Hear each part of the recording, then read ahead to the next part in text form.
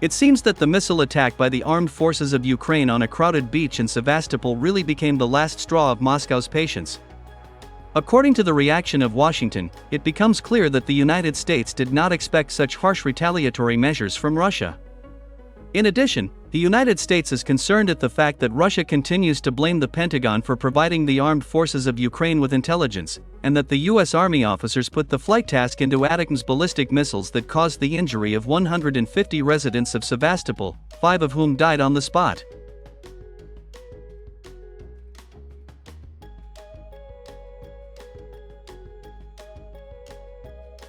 Let me remind you that immediately after this incident, Russia not only discovered and destroyed all 3 HIMARS multiple launch rocket systems, along with U.S. Army officers who were directly involved in the attack on Sevastopol, but also warned the United States that Moscow would take retaliatory measures against the ongoing flights of American reconnaissance drones over the international waters of the Black Sea.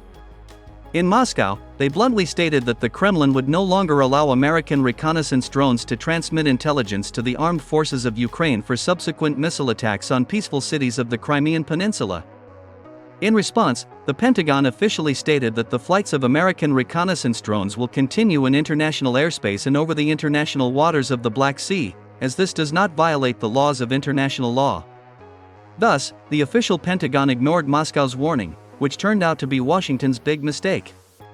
The day after this statement by the Pentagon, the American reconnaissance drone Global Hawk disappeared from radar screens, which was located several hundred kilometers from Crimea, conducting reconnaissance activities over the international waters of the Black Sea. Even though the Russian Defense Ministry and the Pentagon have not officially reported the destruction of the reconnaissance drone Global Hawk, influential Russian Telegram channels, citing their own sources in the Ministry of Defense of the Russian Federation, declared that the American drone was destroyed by a MiG-31 fighter jet.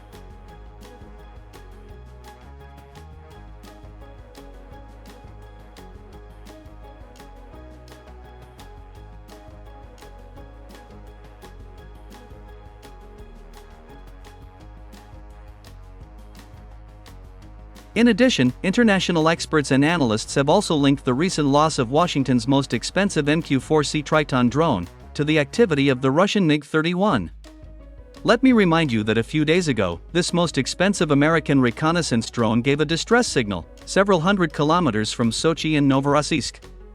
Later, that drone crashed near the coast of Romania, having failed to reach its base in Sicily. Back then, many military experts and analysts said that the MiG-31 attacked an American drone using a previously unknown electronic warfare system. Such statements were related to the fact that a few minutes before the American drone gave a distress signal, a Russian fighter jet was spotted just 30 kilometers away from it.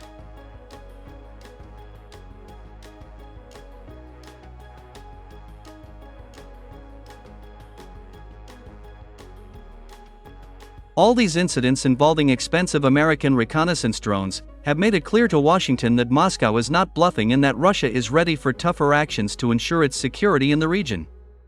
And all this forced the United States to make concessions. As it turned out, as of June 30, 2024, the United States had withdrawn all its unmanned aerial vehicles from the Black Sea region. Now, no American reconnaissance drones are flying over the Black Sea.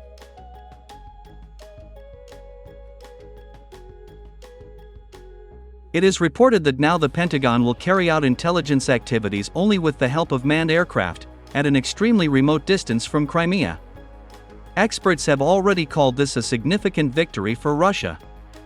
According to them, the decisive actions of the Russian military to ensure the security of the Crimean Peninsula and the Krasnodar territory have cooled the hotheads in Washington.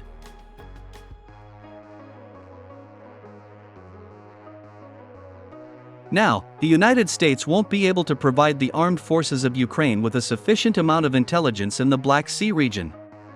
Of course, the lack of intelligence can significantly reduce the activity of the armed forces of Ukraine. However, the Ukrainian army has proven many times that it can use ballistic and cruise missiles even without intelligence from NATO and the Pentagon, striking exclusively blindly. The current conflict has proven many times that the armed forces of Ukraine absolutely do not care where these missiles would hit, a military facility or a residential area. Thus, it can be assumed that the Ukrainian armed forces will continue to launch missiles against the Crimean Peninsula, even without intelligence from their American colleagues.